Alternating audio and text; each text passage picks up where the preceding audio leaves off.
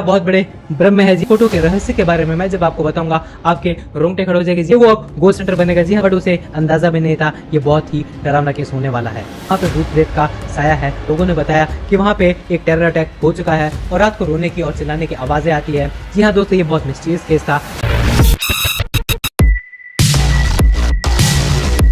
Hello guys, welcome to my YouTube channel. आज हम काफ़ी डिस्टर्बिंग और सेंसिटिव इंसिडेंट पर नज़र डालने जा रहे हैं। ये एक रियल लाइफ स्टोरी है। जी हाँ दोस्तों मैंने जब पहली बार इस केस के बारे में पढ़ा तो मेरी तो हालत ख़राब हो गई थी। जी हाँ दोस्तों, मेरे तो रोंगटे खड़े हो गए थे। इस इंसिडेंट के बारे में आपको कुछ बताऊँ इससे पहले आप एक ये फ़ोटो देख लीजिए।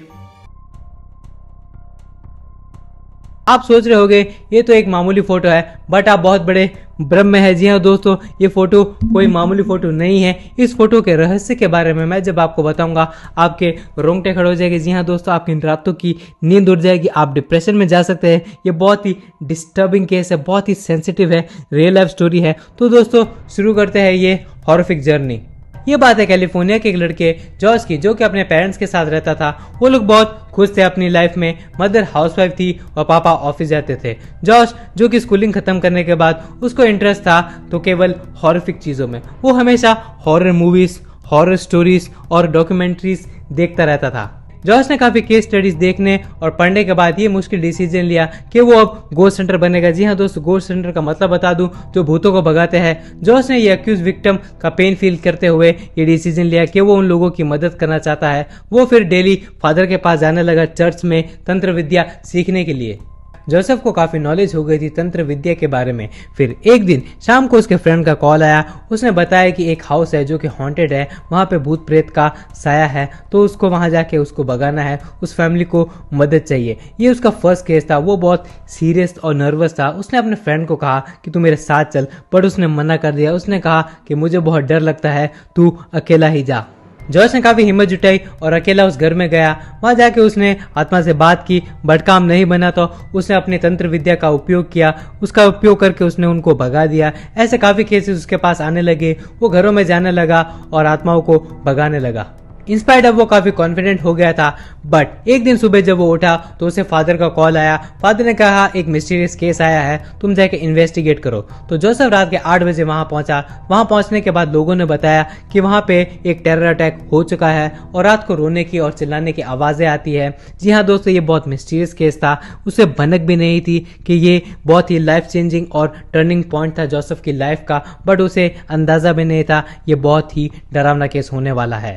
बट जॉर्ज नीडर था, वो अकेला गया उस घर में। बट जब जॉर्ज ने अपना पहला कदम उस घर में रखा तो तेज हवाएं चलने लगी, पत्ते टूटकर बिखरने लगे। जी हाँ दोस्तों, वो बहुत ही डरा हुआ था। ये फर्स्ट केस था जिसमें वो बहुत नर्वस था, but he showed the courage. Basement में जाता है, वहाँ बिल्कुल अंधेरा होता है, उसे कुछ नजर नहीं आता। वो कुछ फोटोज लेता है और ऊपर ग्राउंड फ्लोर पे आ जाता है। वहाँ आता है तो वहाँ उसे एक अलमीरा दिखती है। उसे वो खोलता है, वहाँ पे बुक्स पड़ी होती है और क्रॉकरीज होती है जो कि बिल्कुल जली हुई और पुरानी होती है। वो उसकी फोटोज लेता है और ग्राउंड फ्लोर में दीवारों की और फ्लोर की फोटो लेके फिर वो सीढ़ियों से फर्स्ट फ्लोर में जाता है। वहाँ लॉबी में उसे एक फोटो फ्रेम दिखती है। वो उसे साफ करने की कोशिश करता है क्योंकि वो बहुत ही ब्लर और काली हुई थी, जो कि जलने की वजह से उसमें कुछ साफ दिखाई नहीं दे रहा था। बट इतना पता चल रहा था कि एक बूढ़ी औरत है जो कि एक बच्चों को लेके खड़ी है। वो उसकी फोटोज लेता है, वहां पे दीवार और पूरे घर की अच्छे से फोटोज लेता है। फिर वहां से निकल जाता है अपने घर के लिए। फिर वो जैसे ही घर के बाहर आता है तो तेज हवाएं चलना बंद हो जाती है।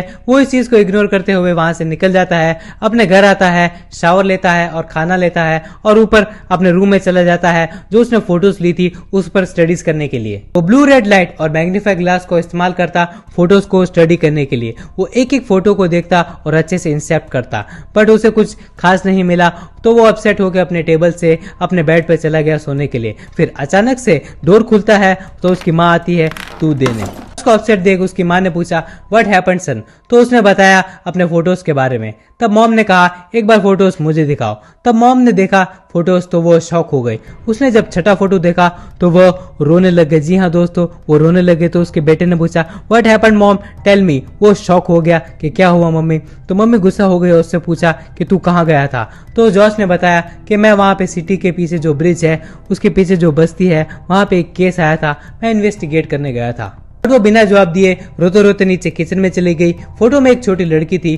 जोसेफ ने ये देखते हुए वो बहुत शॉक हो गया और उसकी और क्यूरियोसिटी बढ़ गई कि ऐसा क्या है इस फोटो में। वो नीचे गया, अपनी माँ से पूछा what is the reason mom, why are you crying. उसकी माँ ने कहा कोई रीजन नहीं है, तुम ऊपर जाके सो जाओ। उसने काफी जिद की अपनी मॉम को बताने के लिए। उसकी मॉम ने बार बार मना किया कि ऐसा कुछ नहीं है, बट एट द एंड उसको मानना पड़ा। तो उसकी मॉम ने कहा ऊपर जाओ और वो फोटो वापस लेके आओ। तो वो फोटो लेके आता है, उससे पूछती है कि डू यू नो हर, क्या तुम इसको जानती हो। जोसेफ कहता है आई डोंट नो हर। उन्होंने बताया कि ये लड़की कोई और नहीं बल्कि उसकी ग्रैंड मदर है। तो वो बहुत शॉक हो गया पहले तो, बट उसने पूछा how is it possible mom. तो उन्होंने बताया कि जब वो छोटा था तो वहां पे टेरर अटैक हुआ था, तो टेरर अटैक में तुम्हें बचाने के लिए ग्रैंड मदर ने अपनी जान दे दी थी गोली खाकर। वो एकदम शॉक्ड हो गया सुन के। तभी उसने उस फोटो फ्रेम के बारे में सोचा जो उसने लॉबी में ली थी। जी हाँ दोस्तों, वो कोई और नहीं, वो और उसकी ग्रैंड मदर थी। इस इंसिडेंट से उसके माइंड पर काफी गहरा असर पड़ा। वो ट्रॉमा और डिप्रेशन में चला गया। जी हाँ दोस्तों, यही हमारी कहानी एंड होती है द मिस्टीरियस फोटो की। अगर आपको ये वीडियो जरा भी इंटरेस्टिंग लगा हो तो please like and subscribe to our channel. हम आपके लिए ऐसे मिस्टीरियस और रियल लाइफ स्टोरीज लाते रहेंगे। बाकी दोस्तों, मेरी लास्ट वीडियो उन बेचारे हिंदूज पर है जिनके ऊपर अत्याचार हो रहा है, मैंने यहाँ पिन कर दी है, आप जाके देख सकते हैं अगर आपने नहीं देखी है।